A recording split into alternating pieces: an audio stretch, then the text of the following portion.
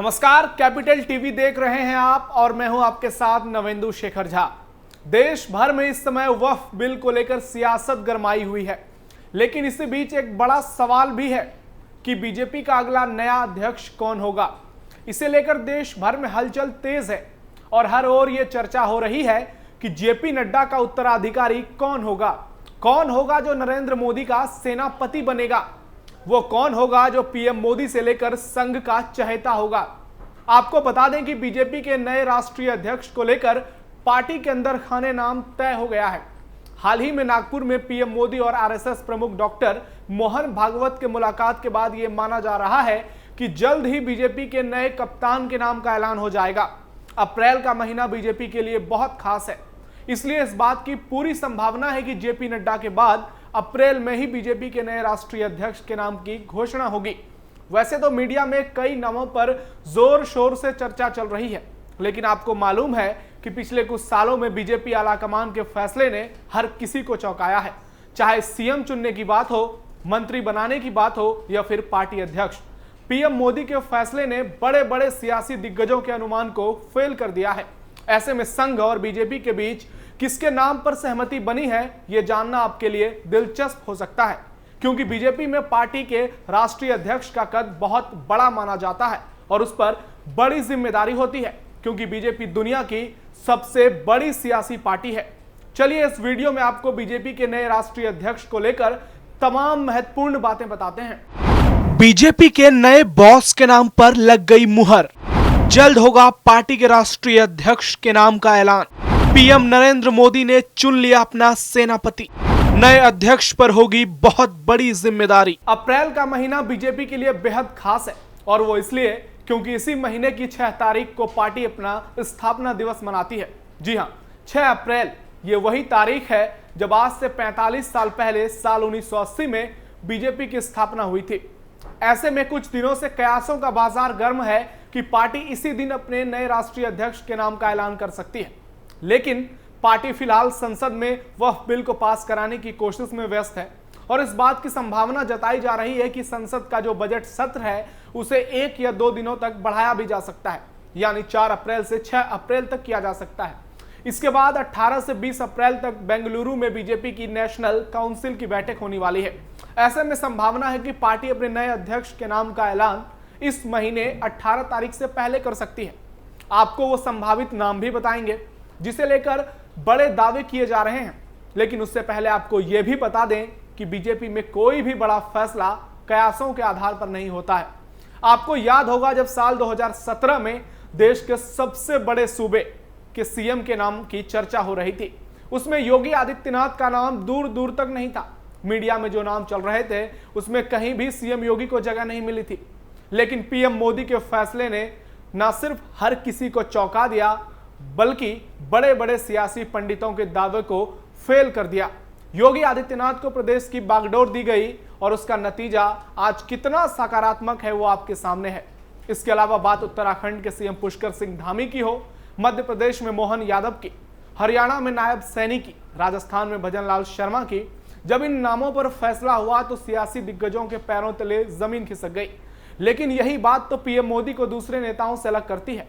वो कोई भी फैसला बहुत सोच समझकर उसके दूरगामी परिणाम को देखते हुए लेते हैं, जो वर्तमान से भविष्य तक पार्टी के हित में हो। ऐसे में मीडिया में बीजेपी के अध्यक्ष को लेकर जिन नामों को लेकर जोर शोर से चर्चा चल रही है, हम उस पर दावा नहीं करते हैं और उन्हीं में से एक कोई पार्टी का राष्ट्रीय अध्यक्ष होगा, इस बात की भी हम पुष्टि नहीं करते हैं। लेकिन हो भी सकता है कि उसमें से कोई एक पार्टी का राष्ट्रीय अध्यक्ष बन जाए या फिर कोई ऐसा नाम आए जो हर किसी को चौंका दे। लेकिन हम जिन नामों के बारे में आपको बताएंगे उसके पीछे का कारण भी समझाएंगे कि आखिर इस नाम का ऐलान क्यों हो सकता है। तो चलिए सबसे पहले आपको उन नामों के बारे में बताते हैं जिसे लेकर सबसे ज्यादा संभावनाएं जताई जा रही है। कहा जा रहा है कि इन्हीं में से कोई एक दुनिया की सबसे बड़ी पार्टी भारतीय जनता पार्टी का राष्ट्रीय अध्यक्ष हो सकता है। क्या पहली बार किसी महिला को मिलेगी बीजेपी की कमान? बीजेपी के राष्ट्रीय अध्यक्ष पद के लिए वैसे तो कई नामों की चर्चा है। कहा जा रहा है कि पहली बार किसी महिला को पार्टी की कमान मिल सकती है और इस रेस में केंद्रीय वित्त मंत्री निर्मला सीतारमण के नाम की भी खूब चर्चा हो रही है। निर्मला सीतारमण महिला भी हैं और ब्राह्मण चेहरा भी। वो तमिलनाडु से आती हैं। बीजेपी के लिए साउथ में पार्टी को बड़े रूप में खड़ा करना है एक बड़ी चुनौती भी है ये। ऐसे में निर्मला सीतारमण का नाम मजबूत दावेदार के तौर पर देखा जा रहा है।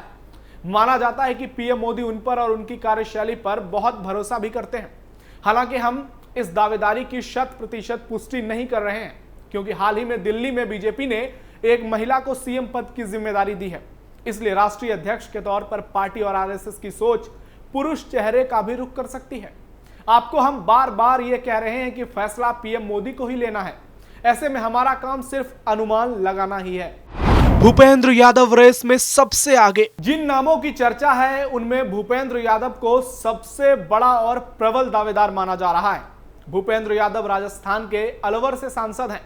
साथ ही मोदी सरकार 3.0 में पर्यावरण और जलवायु परिवर्तन मंत्रालय संभाल रहे हैं। वो लंबे समय से पार्टी के महत्वपूर्ण पदों पर हैं। 2010 में बीजेपी ने उन्हें राष्ट्रीय सचिव बनाया था। भूपेंद्र यादव पीएम मोदी और गृह मंत्री अमित शाह के बेहद करीबी माने जाते हैं। कई राज्यों में पार्टी ने उन्हें चुनाव प्रभारी भी बनाया, जिसका परिणाम शानदार रहा। एक ओबीसी चेहरे के तौर पर भूपेंद्र यादव बीजेपी के लिए बिहार और यूपी जैसे राज्यों में सपा आरजेडी के एम समीकरण को ध्वस्त करने का शानदार विकल्प दे सकते हैं। लेकिन बीजेपी इस बात पर भी विचार करेगी कि एमपी में एक यादव चेहरे को सीएम बनाने के बाद क्या यूपी और बिहार या फिर हरियाणा जैसे राज्यों में इसका पॉजिटिव नैरेटिव के तौर पर असर हुआ है या फिर नहीं। लोकसभा चुनाव में अनुमान अनुसार नतीजे नहीं मिलने के बाद पार्टी ने महाराष्ट्र विधानसभा चुनाव के लिए भूपेंद्र यादव को प्रभारी बनाया था। कहा जाता है कि बीजेपी की प्रचंड जीत में सीएम देवेंद्र फडणवीस के अलावा भूपेंद्र यादव की भी भूमिका अहम रही थी। इससे पहले वो यूपी और बिहार के प्रभारी भी रह चुके हैं। भूपेंद्र यादव को संगठन चलाने में कुशल माना जाता है। कुल मिलाकर वो एक बड़े दावेदार हैं। दूसरे नंबर पर चल रहा मनोहर लाल खट्टर का नाम। भूपेंद्र यादव के अलावा जिस नाम को लेकर सबसे ज्यादा बातें हो रही है वो है केंद्रीय मंत्री मनोहर लाल खट्टर। आपको बता दें कि मनोहर लाल खट्टर का नाम शुरुआती चर्चाओं में सुर्खियों में नहीं था, लेकिन उनके संगठन कौशल और संघ बीजेपी के बीच तालमेल बनाने की क्षमता को लेकर अब रेस में उनका नाम भी आगे हो गया है। हरियाणा में सीएम के तौर पर उनका कार्यकाल और संगठन के प्रति उनकी निष्ठा उन्हें इस पद के लिए मजबूत दावेदार बनाती है। वहीं कई सियासी विश्लेषकों का यह भी कहना है कि खट्टर का नाम भले ही कम चर्चित रहा हो, लेकिन उनकी कार्यशैली और अनुभव ऐसी है कि ना तो पार्टी में और ना ही संघ में उनके नाम पर किसी को ऐतराज हो सकता है। और सबसे बड़ी बात है कि वो पीएम मोदी के सबसे करीबी नेताओं में से एक हैं। पीएम मोदी उन पर बहुत भरोसा करते हैं, इसलिए उन्हें सरकार में आवास और शहरी विकास मंत्रालय की अहम जिम्मेदारी दी गई है। भूपेंद्र यादव और मनोहर लाल दोनों ही ओबीसी चेहरा हैं। ऐसे में बीजेपी इनमें से किसी एक को मौका देकर राहुल गांधी के ओबीसी राग को हमेशा हमेशा के लिए बंद कर सकती है। सुनील बंसल और शिवराज सिंह चौहान का भी चल रहा है नाम। पार्टी के राष्ट्रीय अध्यक्ष को लेकर बीजेपी के राष्ट्रीय महामंत्री सुनील बंसल, धर्मेंद्र प्रधान और एमपी के पूर्व सीएम और वर्तमान में केंद्रीय मंत्री शिवराज सिंह चौहान जैसे बड़े नेताओं का भी नाम चल रहा है। कहा तो यह भी जा रहा है कि शिवराज संघ की पसंद में टॉप पर है, लेकिन पार्टी किसी ऐसे चेहरे पर दांव खेलने वाली है जो उम्र में बहुत वरिष्ठ ना हो। हालांकि कई सियासी दिग्गजों का यह भी मानना है कि शिवराज सिंह चौहान के नाम को मजबूत दावेदार माना जाए। वहीं सुनील बंसल भी राष्ट्रीय अध्यक्ष के तौर पर एक मजबूत विकल्प माने जा रहे हैं। संगठन चलाने में उन्हें माहिर माना जाता है। राजस्थान के रहने वाले सुनील बंसल 2014 में यूपी के सह प्रभारी बनाए जाने के बाद से चर्चा में रहे हैं। उस समय अमित शाह यूपी के प्रभारी बनाए गए थे। इस जोड़ी ने बीजेपी को यूपी में 71 सीटों पर जीत दिलाई थी। इसके बाद से अगले 8 सालों तक सुनील बंसल यूपी की सियासत का बड़ा नाम बने रहे। 2022 में इन्हें पार्टी का राष्ट्रीय महामंत्री बनाया गया। बीजेपी के राष्ट्रीय महामंत्री बनाए जाने के बाद इन्हें ओडिशा, तेलंगाना और पश्चिम बंगाल का भी प्रभारी बनाया गया। इसका असर यह हुआ कि ओडिशा के विधानसभा और लोकसभा चुनाव में बीजेपी को शानदार जीत मिली। बीजेपी ने ओडिशा की 21 में से 20 लोकसभा सीटों पर जीत दर्ज की। यह मैं 2024 लोकसभा चुनाव की बात कर रहा हूं। वहीं पहली बार राज्य में बीजेपी की पूर्ण बहुमत की सरकार बनी। यह जीत ऐतिहासिक थी। इसमें सुनील बंसल का बहुत बड़ा योगदान माना गया, क्योंकि सामने बीजू जनता दल और नवीन पटनायक की बहुत बड़ी शख्सियत थी। वहीं इस सूची में धर्मेंद्र प्रधान का भी नाम सामने आ रहा है। कहा जा रहा है कि वो भी पीएम मोदी के करीबी हैं। फिलहाल केंद्र सरकार में शिक्षा मंत्री की जिम्मेदारी संभाल रहे हैं। लेकिन रेस में ऐसे ही और भी नाम चल रहे हैं जिन्हें लेकर कयासों का बाजार गर्म है, लेकिन फैसला तो पार्टी आला कमान को करना है। चलिए आपको एक बार बीजेपी के सभी अध्यक्ष के बारे में बताते हैं। अब तक कौन कौन से वो बड़े नाम हैं जिन्हें बीजेपी के अध्यक्ष की जिम्मेदारी दी गई है। 1980 में जब बीजेपी की स्थापना हुई थी तो सबसे पहले पूर्व पीएम अटल बिहारी वाजपेयी को पार्टी का राष्ट्रीय अध्यक्ष बनाया गया था। वो 1980 से 1988 तक इस पद पर बने रहे।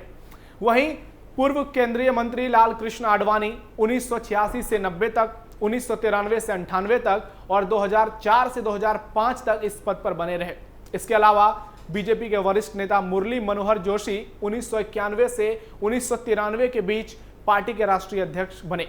कुशाभाऊ ठाकरे को यह जिम्मेदारी 1998 से 2000 के बीच मिली, जबकि बंगारू लक्ष्मण 2000 से 2001 तक इस पद पर बने रहे। के जना कृष्णमूर्ति को 2001 से 2 के बीच में पार्टी का राष्ट्रीय अध्यक्ष बनाया गया, जबकि एम वेंकैया नायडू 2002 से 2004 तक बीजेपी के राष्ट्रीय अध्यक्ष बने रहे। वहीं वर्तमान में केंद्रीय रक्षा मंत्री राजनाथ सिंह 2005 से 2009 और 2013 से 2014 तक बीजेपी के राष्ट्रीय अध्यक्ष थे। और इसके बाद नितिन गडकरी का भी नाम सामने आया। नितिन गडकरी 2010 से 2013 तक बीजेपी के राष्ट्रीय अध्यक्ष रहे हैं। अमित शाह साल 2014 में जब बीजेपी को देश भर में शानदार सफलता मिली तो उन्हें पार्टी का राष्ट्रीय अध्यक्ष बनाया गया। 2014 से 2017 तक अमित शाह पार्टी के राष्ट्रीय अध्यक्ष बने रहे। वो फिर से उन्हें दोबारा राष्ट्रीय अध्यक्ष के तौर पर चुना गया और 2019 चुनाव तक वो पार्टी के राष्ट्रीय अध्यक्ष बने रहे। इसके बाद बीजेपी ने दूसरी बार सत्ता का स्वाद चखा और अमित शाह को गृह मंत्रालय का अहम जिम्मा दिया गया। इसके बाद से जेपी नड्डा लगातार पार्टी के राष्ट्रीय अध्यक्ष के पद पर विराजमान है। पहले उन्हें कार्यकारी अध्यक्ष बनाया गया था, इसके बाद वो फुल टाइम बीजेपी अध्यक्ष बने और फिलहाल उन्हें एक्सटेंड करके इस जिम्मेदारी को निभाने के लिए कहा गया है। अब देखना होगा कि पार्टी का अगला राष्ट्रीय अध्यक्ष कौन होता है, क्योंकि जो अध्यक्ष बनेगा उस पर कई बड़ी जिम्मेदारियां होंगी। वो दुनिया की सबसे बड़ी पार्टी का राष्ट्रीय अध्यक्ष होगा। बीजेपी का जो भी अध्यक्ष बनेगा उसे 2025 में बिहार, 2026 में तमिलनाडु और पश्चिम बंगाल के साथ साथ असम और केरल चुनाव में भी मोर्चा संभालना होगा। इसके बाद साल 2027, जी हां, यह साल बीजेपी के लिहाज से बहुत बड़ा होने वाला है, क्योंकि साल 2027 में देश के सबसे बड़े सियासी सूबे यानी उत्तर प्रदेश में विधानसभा चुनाव होंगे। यूपी के साथ साथ अन्य 4 राज्यों में भी विधानसभा चुनाव होंगे और राष्ट्रपति और उपराष्ट्रपति के चुनाव भी इसी साल होंगे। ऐसे में अगले 3 साल के कार्यकाल में कुल 12 अहम चुनाव होंगे। इसलिए बीजेपी और आरएसएस ने जिस नाम पर मुहर लगाई है उसके नाम का ऐलान तो अप्रैल के महीने में हो ही जाएगा, इसकी पूरी संभावना है। लेकिन देखना यह दिलचस्प होगा कि जो पार्टी का नया अध्यक्ष होगा वो पार्टी को और कितना विस्तार करता है, उसकी कप्तानी में पार्टी क्या नया कमाल करती है और पीएम मोदी के वो भरोसे पर कितना खरा उतरता है। इंतजार कीजिए बीजेपी के नए अध्यक्ष के नाम का और आप देखते रहिए कैपिटल टीवी। नमस्कार।